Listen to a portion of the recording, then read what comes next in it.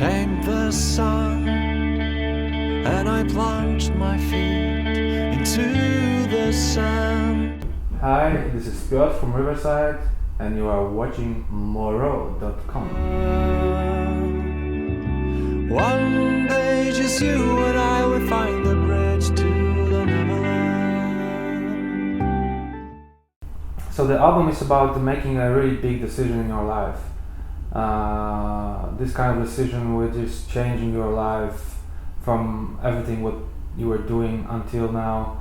And if you are going to make this kind of decision, probably it takes some time.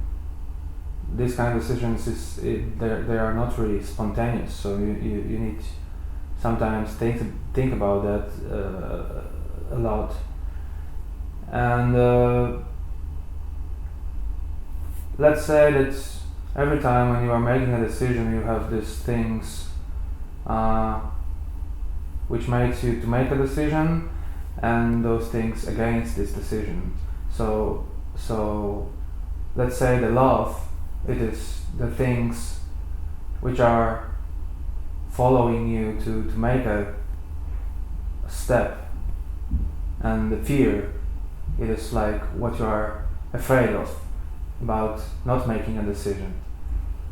And time machine, it is some kind of a way that if you want to do this kind of a decision, probably you look into your past about your experience, and of course you look to the future sometimes, what the decision can give to you. So these are kind of the simplest explanation of the title.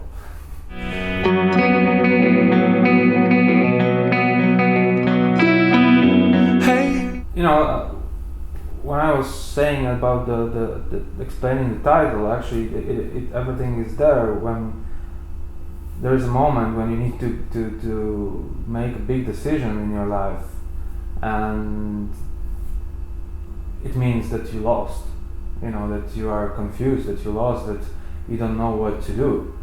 And the whole album is the process of finding yourself or answering the questions you are giving to yourself. So at the end, this optimistic way, which never happened on our albums, it is that finally you found kind of peace, that you made a decision, you are like optimistic that something went wrong, went okay, not wrong again. So you found yourself or somebody, or the sense inside.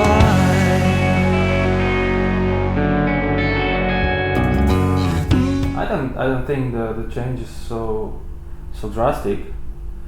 I still think that there is a lot of Riverside inside the new record, and I also think that a lot of our fans get used to that we are changing on each album a bit.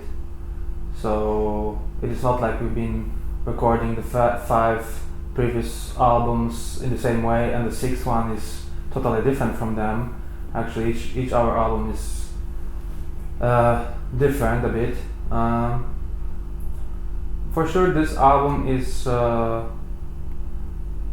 probably the softer one, and it has something like optimistic ending, which was never happened in our previous albums. But I can say that the music changed really drastic. So I'm not afraid that we lose the fans, but if we lose some fans, probably we will gather new ones. So it works like that, I guess. But it's so hard to admit that I lived without you. Actually, we did something on Shrine of the New Generation Slaves when we tried to be like to move a bit to the 70s with the sound. That's why there was a lot of Hammond organs, and the sound of guitars was pretty like influenced by 70s, and a lot of bands now is coming back to the 70s and trying to play in this way. So we thought that we may change a decade and try 80s, especially that me and Mariusz, we're born like in 75, so in 80s it was our kind of a we were growing up in 80s, and we have good memories about music from 80s. Of course, some people can say that 80s itself, it was like the pop music was kind of a cliche, I would say now, that the sound was electronic drums, electronic bass, actually electronic everything. But still there are good examples like bands like, let's say, The Cure, for example, and we wanted to turn in our album with this 80s influenced by The Cure, let's say, and those alternative bands from 80s, where sometimes the most important instrument, which was following the whole song, was the bass guitar with the bass riff. And of course the production in 80s was much different than in 70s. I would say it was like warmer.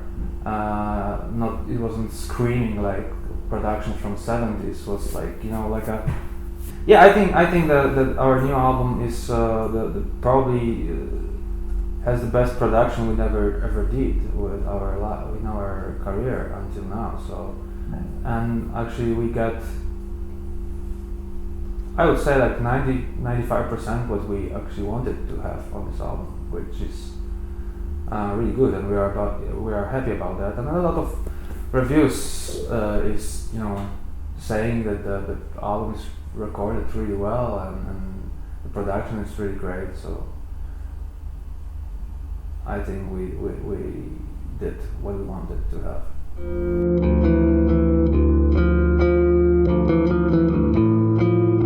Actually, I think that the biggest strength of Riverside is that we are the band.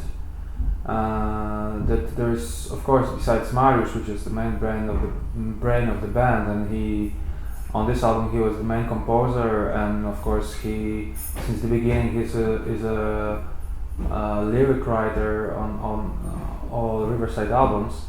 But anyway, we still are the band, and there's no something like being 4 stars, 4 virtuosos playing the instrument. I think we are like, the most important thing in our music is the arrangement and the song itself, not my pride or kind of being like showing off my skills or something like that. So that's why I think that I don't have a feeling that there's too less solos or too less of guitar. I just think that songs we've made, they're really good, and everything is on their own place in the song, and it works like that in Riverside. So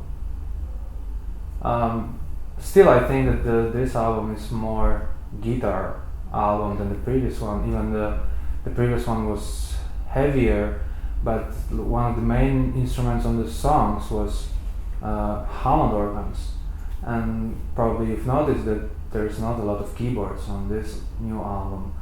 Instead of, there's more bass guitar and guitars itself, like acoustic guitar and this kind of things. So yeah, I don't have any problem with that.